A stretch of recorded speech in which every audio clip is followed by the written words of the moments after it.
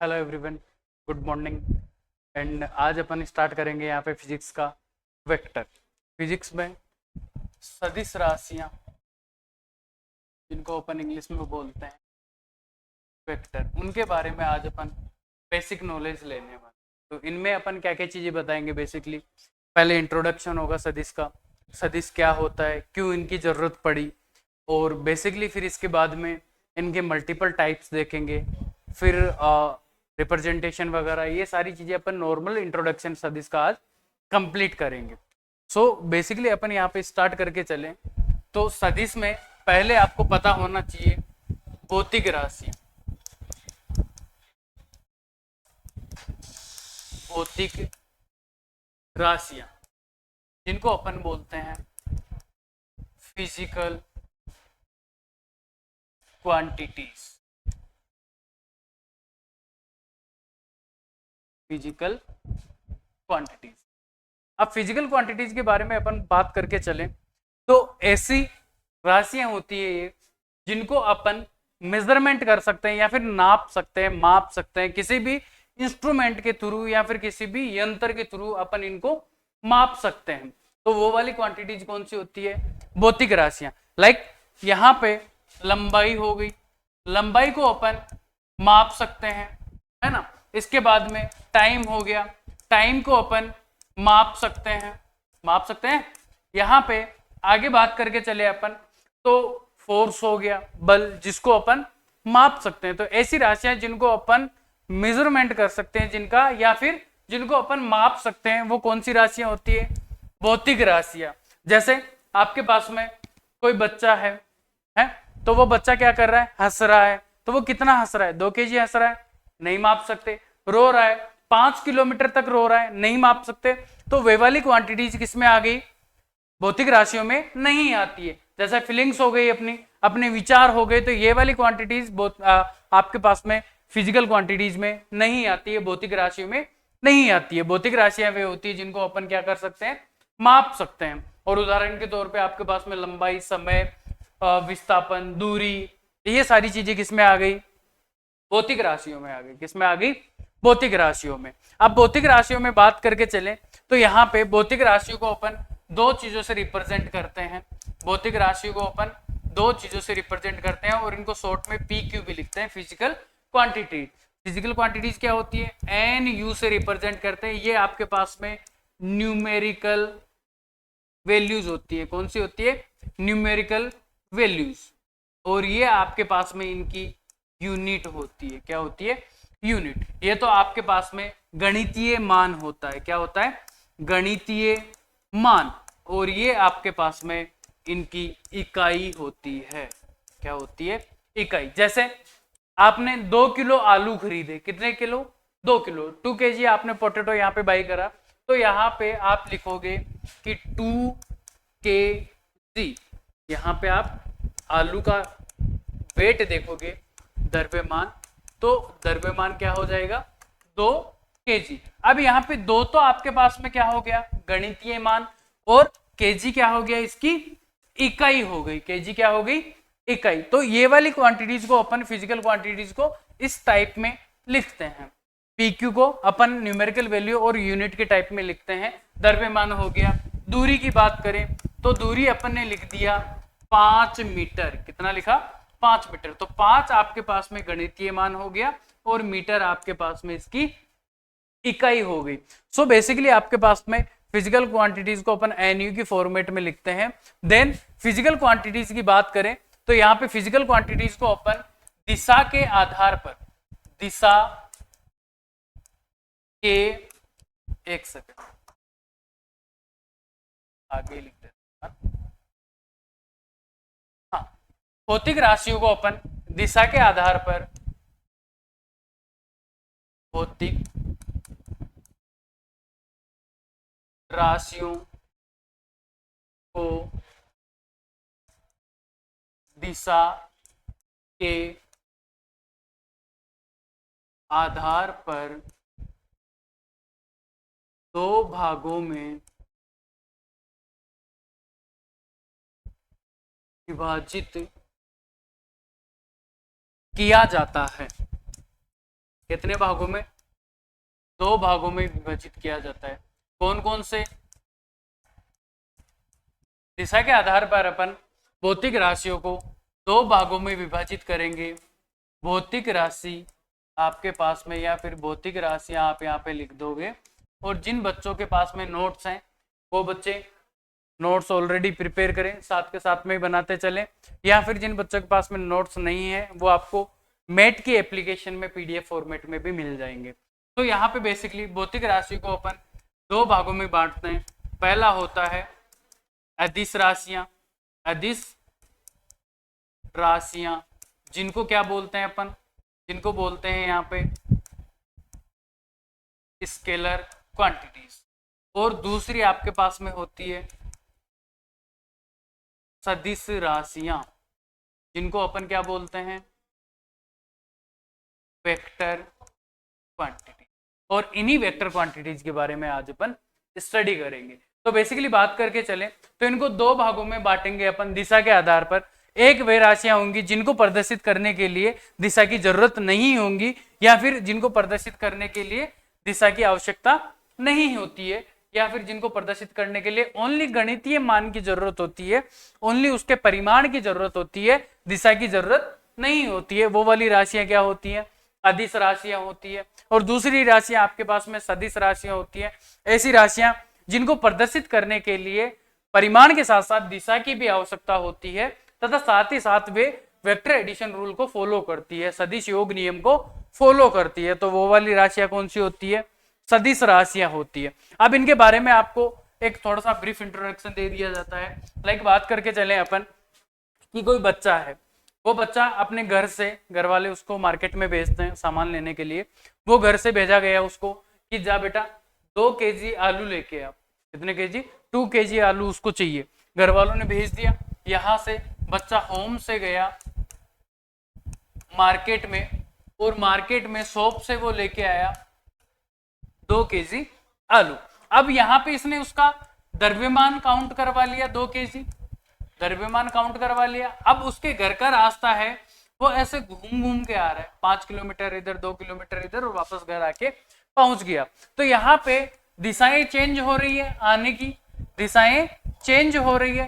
तो यहाँ पे लाके घर पे वो जब द्रव्यमान काउंट करेगा आलू का, या फिर जो भी वेजिटेबल लेने गया है उसका वेट यहाँ पे काउंट करेगा, द्रव्यमान काउंट करेगा, तो वो यहाँ पे क्या होगा? 2 केजी होगा। यहाँ पे दिशाओं में घूम घूम के आया है, अलग अलग दिशाओं में जाके आया है, लेकिन इसके द्रव्यमान पर इसकी दिशा का कोई भी प्रभाव नहीं पड़ा। 2 केजी का 2 केजी रहा। इसका मतलब ये वाली राशि क्या है? ये वाली राशि अदिश राशि है। इसके ऊपर दिशा का कोई भी प्रभाव नहीं पड़ रहा है, दिशा का कोई भी प्रभाव नहीं पड़ रहा है। लेकिन वही बात करके चले कोई सदिश राशि है, वही बात करके चले कोई सदिश राशि है, तो सदिश राशि पर दिशा का प्रभाव पड़ता है। कैसे? जैसे एक छोटा सा एग्जांपल मैं हर बार देके चलता हूँ। जैसे बच्चों की एक धमाल मूवी आई थी, वो देखी हुई है धमाल मूवी, जिसके अंदर एक डायलॉग आता है कि अबे जल्दी बोल पनवेल निकलना है। तो उसके बारे में अपन बात करते हैं। यहाँ पे कोई फ्रेंड है, फ्रेंड क्या हो रहा है, उसकी डेथ हो रही है और उसका फ्रेंड उससे बात कर रहा है, और वो उसको खजाने के बारे में बता रहा है। किसके बारे में? खजाने के बारे में बता रहा है। तो वो फ्रेंड लेटा हुआ है, आखिरी सांसें चल रही है उसकी, और उस दूसरे फ्रेंड को वो बताता है कि गोवा में कोई गार्डन है। किसमें? गोवा में कोई गार्डन है। उस गार्डन में एक डब्लू के आकार का एक पेड़ है, डब्लू के आकार का एक पेड़ है। उस पेड़ के नीचे खजाना छुपाया हुआ है, या फिर उस पेड़ से 5 मीटर की दूरी पर खजाना छुपाया हुआ है। इस डब्लू के पेड़ के नीचे 5 मीटर की दूरी पर खजाना छुपाया हुआ है।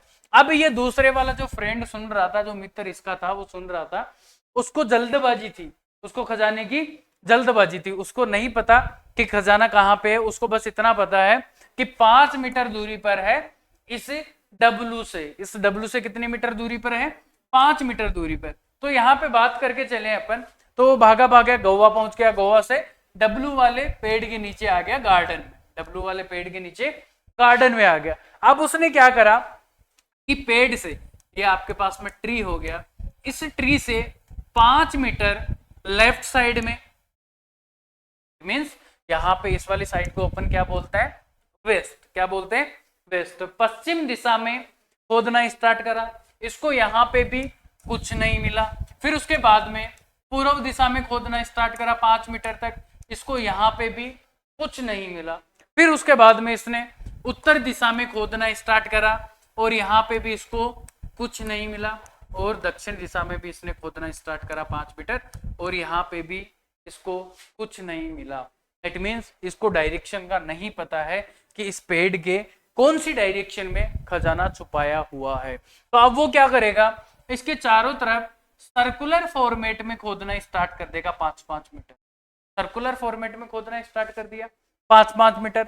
अब भी उसको कुछ नहीं मिला, अब भी उसको कुछ नहीं मिला। रीजन क्या था, बेसिकली आपके पास में ऐसे करके एक अर्धगोलाकार इसके अंदर शेप बन जाएगी और ये अर्धगोलाकार शेप की रेडियस यहाँ पे 5 मीटर है, यहाँ पे भी 5 मीटर है, यहाँ पे भी 5 मीटर है, यहाँ पे भी 5 मीटर है और यहाँ पे भी 5 मीटर। साथ ही साथ इसके अंदर चारों तरफ यहाँ की रेडियस क्या है, 5 मीटर है। क्या है, 5 मीटर। तो अब इसको क्या करना पड़ेगा, इस अर्धगोलाकार शेप को खुदवाने की जरूरत पड़ेगी, उसके बाद में ही इसको खजाना मिल पाएगा। इट मींस यहाँ पे बेसिकली अगर उसको दिशा पता होती, एग्जैक्ट उसको पता होता कि इस पेड़ के जस्ट नीचे की साइड में 5 मीटर है, अंदर की साइड में 5 मीटर है, तो ये आराम से खजाने का पता लगा पाता।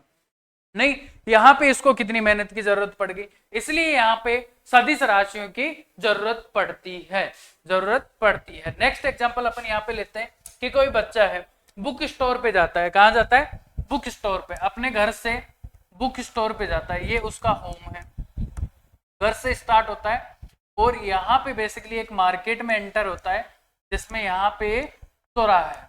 इस मार्केट में एंटर होने के बाद में बच्चा क्या करता है कि यहाँ से 2 किलोमीटर दूरी पर बुक स्टोर थी। क्या थी, बुक स्टोर, किताब की दुकानें थी।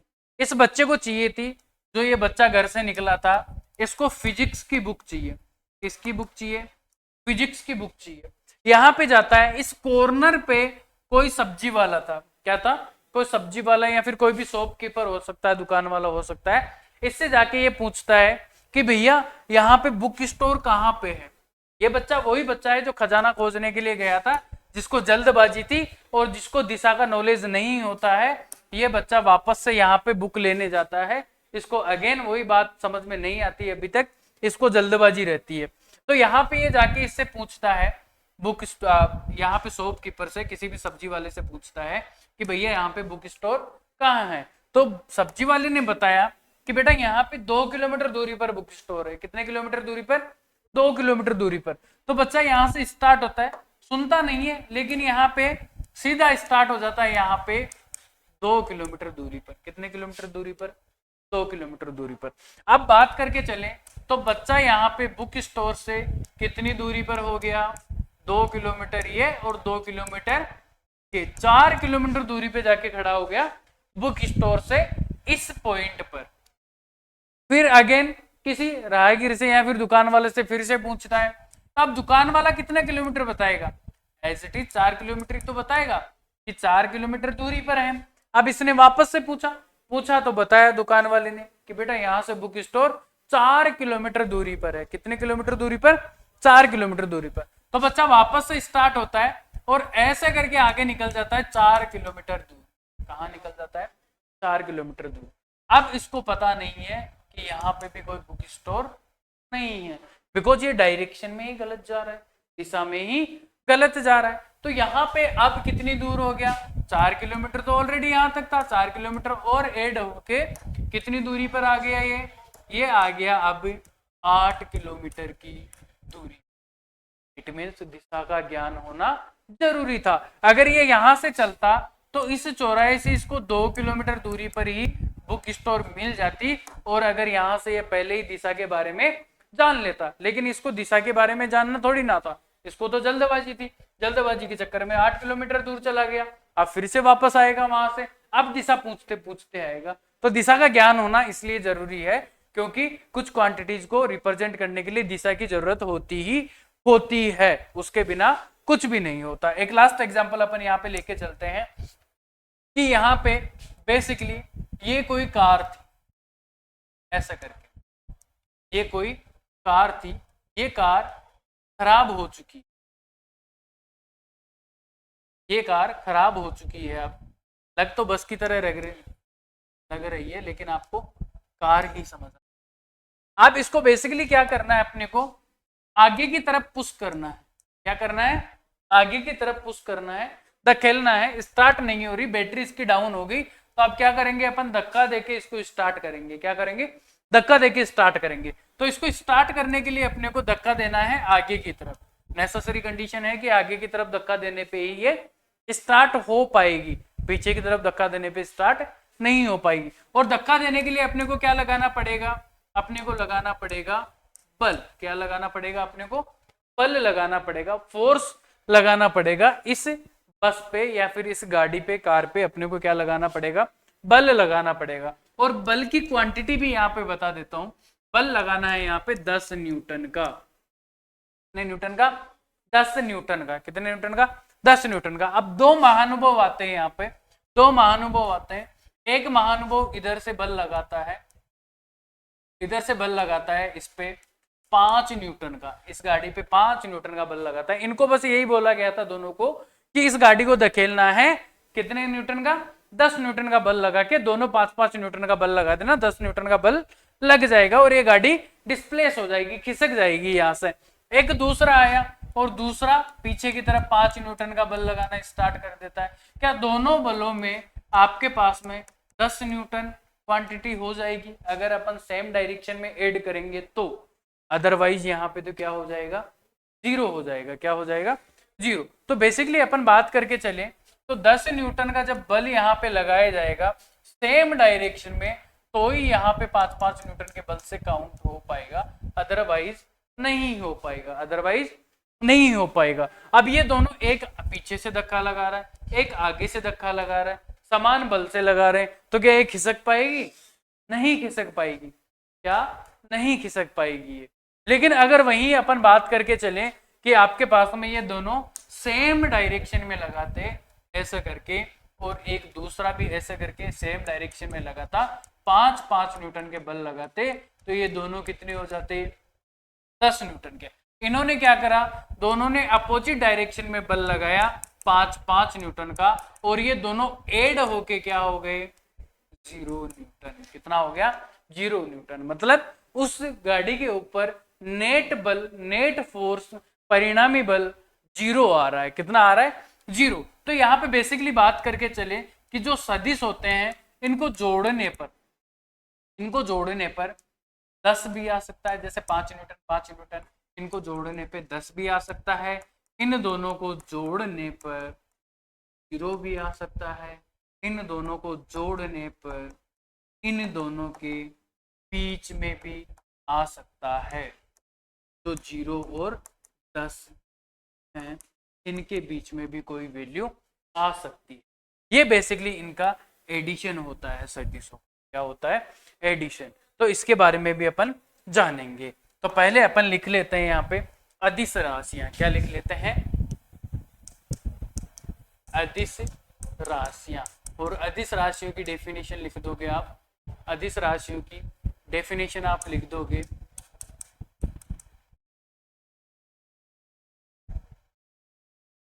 ऐसी भौतिक राशियां जिनको प्रदर्शित करने के लिए केवल परिमाण की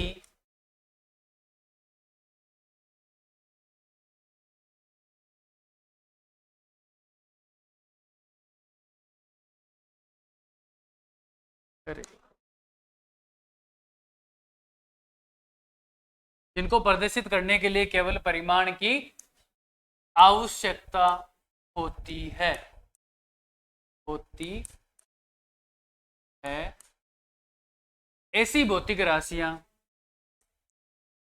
ऐसी भौतिक राशियां जिनको प्रदर्शित करने के लिए केवल परिमाण की आवश्यकता होती है, अदिश राशियां कहलाती है।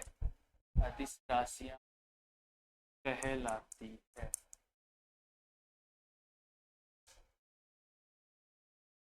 कहलाती है। यहाँ पे उदाहरण की बात करें अपन, तो उदाहरण में लिख देंगे लंबाई हो गया, द्रव्यमान हो गया, द्रव्यमान हो गया, चाल हो गई, दूरी हो गई। ये सारी राशियां किस में आएंगी? अदिश राशियों में आएगी। ये सारी भौतिक राशियां किस में आ जाएगी? अदिश राशियों में। यहाँ पे नोट डाल के लिख लोगे। नोट डाल के क्या लिखोगे? लिखोगे कि यहाँ पे अदिश राशियों पर, अदिश राशियों पर दिशा का या फिर दिशा, अदिश राशियों पर दिशा से उनके परिमाण में कोई भी बदलाव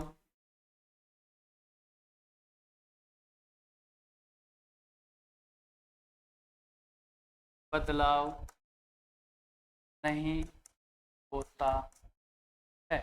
या फिर इसको लिख सकते हो कि अदिश राशियों पर दिशा का कोई भी प्रभाव नहीं होता है। इसी नोट को आप दूसरी लाइन लैंग्वेज में लिख सकते हो कि अदिश राशियों पर दिशा का कोई भी प्रभाव नहीं होता है। नीचे वाला नोट लिख लेना आप। तो अदिश राशियों पर दिशा का कोई भी प्रभाव नहीं पड़ता है, दिशा से कोई भी इस पे इम्पैक्ट नहीं आता है। अभी अपन ने जस्ट एग्जांपल में देखा था कि 2 केजी आलू लेने गया था, लेकिन उस 2 केजी पे उसकी दिशा का कोई भी प्रभाव नहीं होता है। लाइक यहाँ पे वो वेट ऐसे करके अपना वेट मेजरमेंट करवाएगा तो भी उसका 2 केजी आएगा उसके पोटैटो का। इस डायरेक्शन में जाके वेट करवाएगा तो भी 2 केजी होगा, इस डायरेक्शन में होगा तो भी 2 केजी होगा, और इस डायरेक्शन में होगा तो भी 2 केजी ही उसके आलू का वेट होगा। तो ये सारी चीजें अपन ने यहाँ पे जानी। अब इसके बाद में अपन यहाँ पे पढ़ते हैं सदिश राशियां, जिनके बारे में अपन आज स्टार्ट कर रहे हैं। काफी अच्छा टॉपिक है फिजिक्स का, सदिश राशियां, और इजी टॉपिक भी है। समझने वाले बच्चे के लिए तो इजी टॉपिक है, और जो बच्चा रटने की कोशिश करेगा उसके बिल्कुल भी समझ में नहीं आएगा। तो इस टॉपिक को आपको सारी चीजें इसकी स्टेप बाय स्टेप समझनी है। एक भी क्लास यहाँ पे स्किप नहीं करनी है। सारी क्लासों के बारे में आप डिटेल में पढ़ोगे। सारी चीजें वैसे भी आपको यहाँ पे डिटेल में ही पढ़ाई जाएगी, तो एक भी क्लास आपको स्किप नहीं करनी है। इनको इंग्लिश में बोलते हैं अपन वेक्टर क्वांटिटीज, और वेक्टर क्वांटिटीज के बारे में आज अपन पढ़ रहे हैं। तो बेसिकली वेक्टर क्वांटिटीज क्या होती है? ऐसी भौतिक राशियां, ऐसी भौतिक राशियां जिनको प्रदर्शित करने के लिए, ऐसी भौतिक राशियां जिनको प्रदर्शित करने के लिए, प्रदर्शित करने के लिए दिशा तथा परिमाण दोनों की आवश्यकता होती है तथा वे राशियां या फिर जो राशियां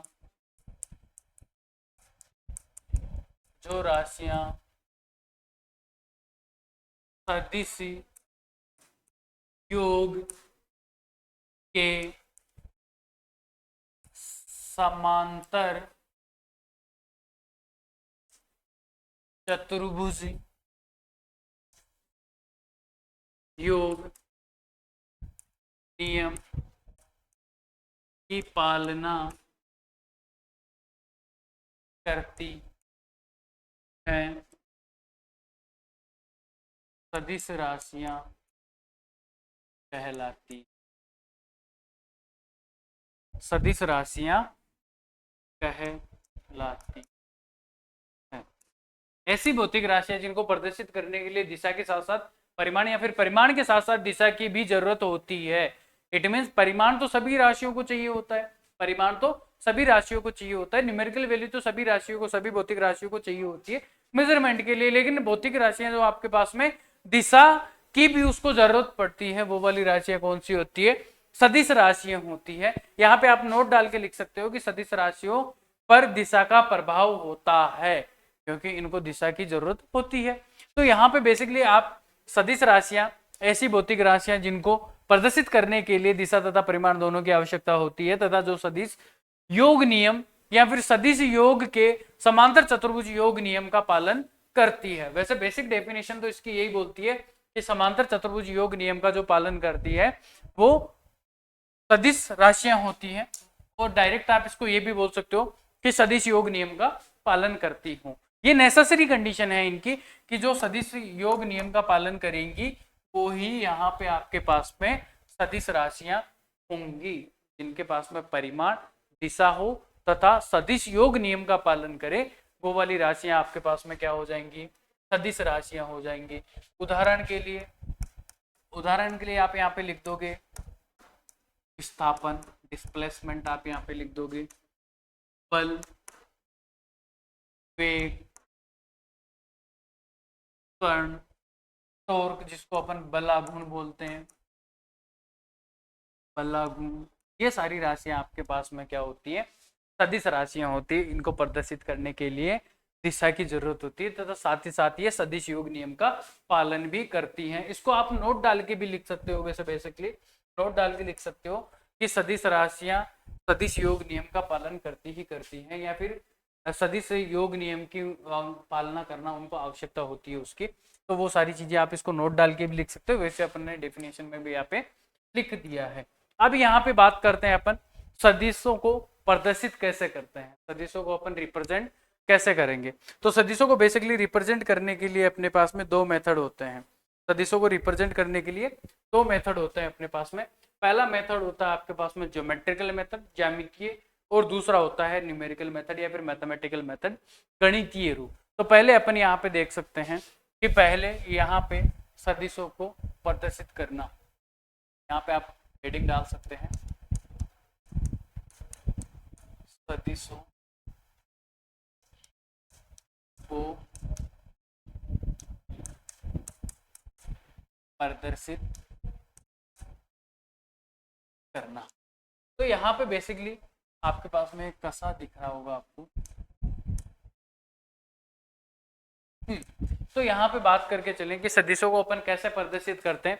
तो पहला फॉर्मेट होता है इनका ज्यामितीय रूप, ज्यामितीय रूप में। तो पहला अपन ज्यामितीय रूप समझ लेते हैं कि ज्यामितीय रूप में कैसे इनको प्रदर्शित करते हैं। यहाँ पे आप इसको हेडिंग ये भी डाल सकते हो कि रिप्रेजेंटेशन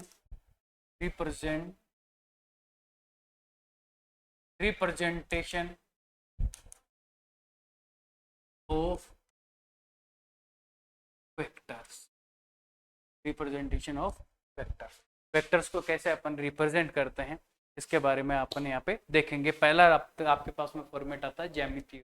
तो ज्यामितीय रूप में बेसिकली अपन एक एरो का साइन लेते हैं, एक तीर का निशान लेते हैं, और यहाँ पे बात करके चलें तो इसको ऐसे लिखते हैं, और जो ये आपके पास में ये वाला जो हिस्सा होता है इसको अपन बोलते हैं यहाँ पे हेड, और ये वाला जो हिस्सा होता है इसको बोलते हैं अपन टेल।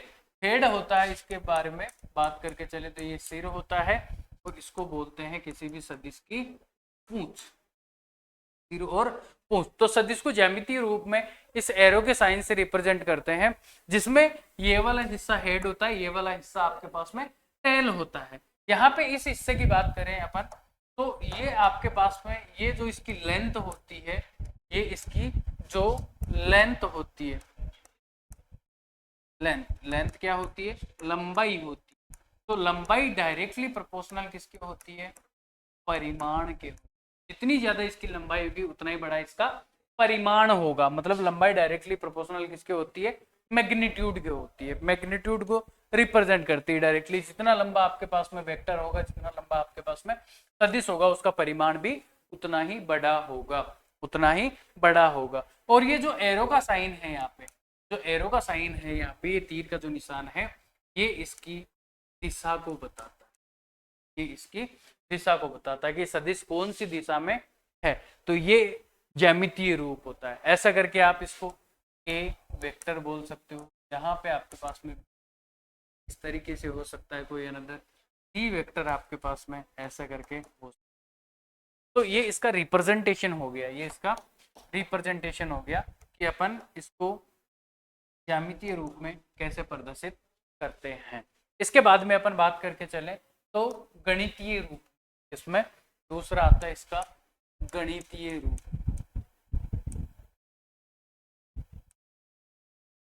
गणितीय मैथमेटिकल फॉर्मेट में अपन तो कैसे रिप्रेजेंट करते हैं। तो गणितीय रूप में बात करके चले तो गणितीय रूप में किसी भी अल्फाबेट के ऊपर अपन एरो का साइन लगा देते हैं। जैसे ए वेक्टर हो गया, बी वेक्टर हो गया, सी वेक्टर हो गया। तो यहाँ तो अपन क्या करेंगे, अल्फाबेट के ऊपर एरो का साइन लगा देंगे। अल्फाबेट के ऊपर क्या लगा देंगे? एक छोटा सा एरो का साइन लगा देंगे। तो ये वाली राशियां क्या हो जाएंगी? सदिश राशियां हो जाएंगी। या फिर आपके बुक्स में कई बार ये भी दिया जा सकता है कि इस ए वेक्टर को अपन यहाँ पे लिख सकते हैं इसके बोल्ड लेटर्स में। बोल्ड लेटर्स में मतलब इस लेटर का थोड़ा सा हेवी रूप, इसको मोटा कर देते हैं ऐसा करके। तो ये भी आपके पास में क्या होती है? सदिश राशियां ही होती है। इस ए को ऐसे मोटा कर दिया, बोल्ड लेटर भी लिख दिया जाएगा। तो ये आपके पास में क्या हो जाएगा? सदिश राशि हो जाएगी। क्या हो जाएगी? सदिश राशि। इस रूप को अपन क्या बोलते हैं? इसका गणितीय रूप, रिप्रेजेंटेशन का गणितीय रूप बोलते हैं इसको। गणितीय रूप में इस तरीके से प्रदर्शित करते हैं। अब बात को समझो यहाँ पे।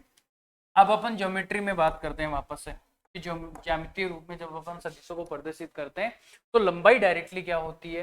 परिमाण के समानुपाती होती है। आप यहाँ पे डायरेक्टली नोट भी लिख सकते हो। नोट डाल के क्या लिखोगे? नोट डाल के लिखोगे कि यहाँ पे डायरेक्टली ये लिख देना, नोट डाल के लंबाई डायरेक्टली प्रोपोर्शनल परिमाण समानुपाती होती है परिमाण की। जितनी आपके पास में लंबाई होगी उतना ही आपके पास में परिमाण होगा। नेक्स्ट अपन यहाँ पे पढ़ते हैं कि लंबाई और परिमाण का कैसे इफेक्ट यहाँ पे होता है। तो बेसिकली ये आपके पास में कोई 5 न्यूटन का फोर्स है, 5 न्यूटन का आपके पास में क्या है? बल है, फोर्स लग रहा है यहाँ पे 5 न्यूटन का। तो ये 5 न्यूटन का, अगर मैं इसी को 10 न्यूटन का रिप्रेजेंट करूंगा तो यहाँ पे बेसिकली मैं इसकी लेंथ निकालूंगा। इसकी लेंथ मेरे पास में आ गई 5 सेंटीमीटर। कितनी आ गई? 5 सेंटीमीटर। अज्यूम करके चल रहा हूँ मैं, यहाँ पे मान के चल रहा हूँ कि यहाँ पे इसकी आपके पास में लेंथ 5 सेंटीमीटर होगी और ये टोटल बल कितने का है? 5 न्यूटन का। तो यहाँ पे 1 सेंटीमीटर किसके इक्वल हो जाएगा? 1 न्यूटन के। 1 न्यूटन के। तो आपसे बोला जाए कि यहाँ पे 10 न्यूटन और 15 न्यूटन का कोई बल प्रदर्शित करो। क्या करो? 10 न्यूटन और 15 न्यूटन का कोई बल प्रदर्शित करो। तो अपन यहाँ पे बल प्रदर्शित कर सकते हैं 10 न्यूटन और 15 न्यूटन का। कैसे? यहाँ पे 10 न्यूटन के बल की बात करें तो क्या ये 1 सेंटीमीटर 1 न्यूटन के बराबर हो रहा है? देखो 5 सेंटीमीटर की अपने पास में इसकी लंबाई थी, ये इसकी दिशा थी, यहाँ पे ये इसकी दिशा थी। तो ये आपके पास में दिशा हो गई इसकी। ये 5 न्यूटन का बल था तो कितने लंबाई का था? टोटल 5 सेंटीमीटर का था। 1 सेंटीमीटर 1 न्यूटन के बराबर हो गया। 1 सेंटीमीटर 1 न्यूटन के बराबर हो गया। तो अपने को अब कोई सदिश प्रदर्शित करना होगा तो क्या 10 न्यूटन का सदिश प्रदर्शित करने के लिए 10 सेंटीमीटर की लंबाई चाहिए होगी क्या? 10 न्यूटन के बल को प्रदर्शित करने के लिए 10 न्यूटन की लंबाई चाहिए होगी क्या? 15 न्यूटन के बल को प्रदर्शित करने के लिए अपने को 15 सेंटीमीटर की लंबाई चाहिए होगी क्या? 15 सेंटीमीटर की लंबाई चाहिए ही होगी। तो यहाँ पे बेसिकली बात करके चले तो आपने नोट क्या लिखा कि जो सदिश की लंबाई होती है वो डायरेक्टली परिमाण के समानुपाती होती है। जितनी लंबाई होगी उतना ही क्या होगा? इसका परिमाण होगा। इसके बाद में अपन बात करके चलें तो सदिशों के प्रकार की बात करते हैं कि सदिश कितने प्रकार के होते हैं, कौन कौन से प्रकार इनके होते हैं। तो यहाँ पे सदिशों के प्रकार की बात करें, यहाँ पे लिखोगे सदिशों के प्रकार, और पहले प्रकार की बात करें तो पहला प्रकार आता है आपके पास में समांतर सदिश, जिनको क्या बोलते हैं, पैरेलल वेक्टर, तो अपन बोलते हैं यहाँ पे पैरेलल वेक्टर। इसमें बेसिकली आप डेफिनेशन लिख के चलोगे, समांतर सदिश, समांतर आपके पास में इस नाम से ही आपको पता लग रहा है कि सदिश कैसे होंगे, आपस में समांतर होंगे। कैसे होंगे? समांतर होंगे। तो यहाँ पे बेसिकली बात करके चलें तो समांतर सदिश ऐसे सदिश होते हैं, समांतर सदिश ऐसे सदिश होते हैं जिनकी दिशा क्या होती है, समान होती है। जिनकी दिशा क्या होती है, समान, एक ही दिशा में हो, एक ही दिशा में हो सकता है एक लाइन पे हो, एक पाथ पे हो, या फिर अलग अलग पाथ पे हो, लेकिन दिशा उनकी क्या होगी, समान ही होगी। जैसे बात करके चलें कोई ईस्ट में जा रहा है तो दूसरा भी अगर उसके समांतर कोई सदिश होगा तो वो भी कौन सी दिशा में जाएगा, ईस्ट में ही जाएगा। ऐसा करके अपन लेके चलते हैं ना, ये नॉर्थ, ये ईस्ट, ये वेस्ट और ये साउथ। तो कोई सदिश यहाँ पे जा रहा है ईस्ट में, तो इसका समांतर सदिश भी कौन सी दिशा में जाएगा, ईस्ट में ही जाएगा। तो ऐसे सदिश जिनकी दिशा क्या होती है, समान होती है, वो सदिश क्या होते हैं, समांतर सदिश होते हैं। क्या होते हैं, समांतर सदिश होते हैं। तो यहाँ पे बात करके चलिए, इनकी डेफिनेशन लिख लो, ऐसे सदिश जिनकी दिशा समान होती है, समांतर सदिश कहलाते हैं। समांतर सदिश कहलाते। Vector those have same direction, it's called parallel vector. Then यहाँ पे बात करके चलें तो यहाँ पे इसका एग्जांपल में लिख लेना, कोई ए वेक्टर ईस्ट डायरेक्शन में है तो सेम एज इट इज इसका बी वेक्टर भी ईस्ट डायरेक्शन में है, तो बोथ आर पैरेलल वेक्टर। दोनों आपस में क्या होंगे, समांतर सदिश होंगे। यहाँ पे क्या होंगे, समांतर सदिश। यहाँ पे इसका नोट डाल के आप लिख सकते हो, नोट में एक पॉइंट लिख सकते हो। नोट में क्या पॉइंट लिखोगे, नोट में लिखोगे समांतर सदिशों के मध्य, समांतर सदिशों के मध्य 0 डिग्री का कोण होता है, 0 डिग्री का कोण होता है। अब यहाँ पे बेसिकली इसका एग्जाम्पल अपन ने ऐसे लिखा, हो सकता है कोई सी सदिश यहाँ पे हो तो सी सदिश भी इनके क्या होगा, समांतर होगा, ईस्ट में होगा। कोई डी सदिश आपके पास में यहाँ पे हो सकता है कोई ई सदिश आपके पास में यहाँ पे हो, तो ये आपस में क्या है, सारे के सारे समांतर सदिश होंगे। ए सदिश, यहाँ पे इसको लिख दोगे आप, ए सदिश समांतर, बी सदिश समांतर, सी सदिश समांतर, डी सदिश समांतर, ई सदिश। तो ये सारे के सारे क्या होंगे, समांतर सदिश होंगे, एक ही दिशा में है।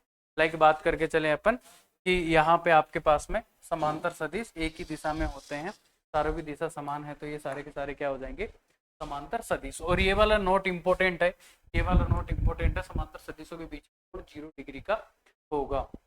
बाकी आज अपन इतना ही पढ़ेंगे, बाकी का अपन नेक्स्ट चैप्टर में पढ़ेंगे। हो सकता है आपको सदिशों के बारे में थोड़ा कम नॉलेज हो, लेकिन इस चैप्टर के बाद में सारा नॉलेज आपको पता लग जाएगा कि सदिश क्या होते हैं, अदिश क्या होते हैं और भौतिक राशियां क्या होती है। बाकी का अपन कल पढ़ते हैं नेक्स्ट प्रकार इसका, ठीक है।